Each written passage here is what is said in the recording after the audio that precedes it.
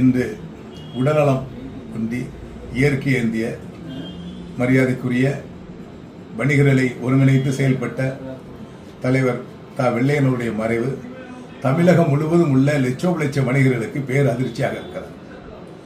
குறிப்பாக அவர் வணிகர்களுக்கு செய்த பங்களிப்பு செயல்பாடுகள் என்பதை யாரும் மறுக்க முடியாது, மாற்ற முடியாது.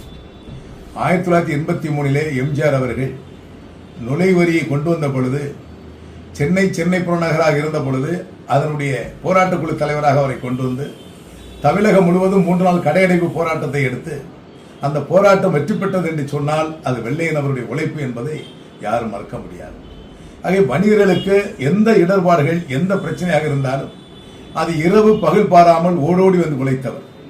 குறிப்பாக இரவு 2 மணி என்று சொன்னாலும் தன்னை யார் என்று தெரியாதவர்கள் தொலைபேசியில் அழைத்தாலும் ஓடி வந்து உழைத்தவர் தான் மரியாதைக்குரிய வெள்ளையன் அவர்கள். அவருடைய மறைவு எங்களுக்கெல்லாம் பேர் அதிர்ச்சியாக இருக்கிறது.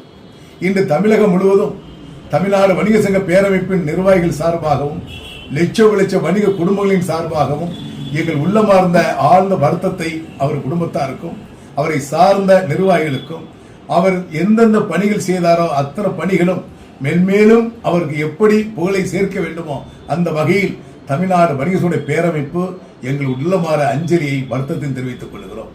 அவரை இழந்து வாடுகின்ற குடும்பத்தார்கள், அவருடைய நண்பர்கள், அவரை சார்ந்த நிர்வாகிகள் அனைவரும் அவர் விட்டு சென்ற பணியை தொய்வில்லாமல் செய்வதற்கு உறுதியேற்று அவருடைய மூச்சு வரை வணிகர் என்று செயல்பட்ட அன்னாரை வணங்கி இரங்கலை தெரிவித்துக்